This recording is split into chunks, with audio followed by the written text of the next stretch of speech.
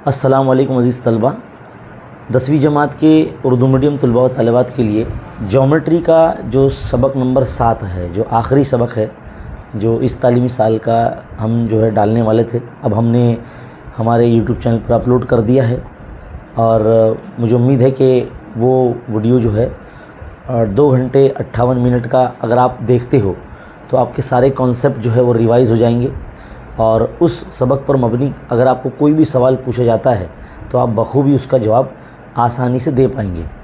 तो अज़ीज़ तलबा, अगर आपने वीडियो नहीं देखा है तो बराए करम अभी जो है चैनल पर जाकर, या चैनल पर मौजूद है सबसे पहला वीडियो मसाहत सबक का। और इंशाल्लाह अब हम जो है पेपर सॉल्यूशन सीरीज़ हमारे चैनल पर ज़रूर स्टार्ट कर देंगे, जिसके अंदर हम जो है पिछले साल के जो पर्चे हैं बोर्ड इम्तिहानात के वो हम हल करवाएंगे। ख़ास करके मैथ्स और साइंस पे हम ज़्यादा फोकस करेंगे।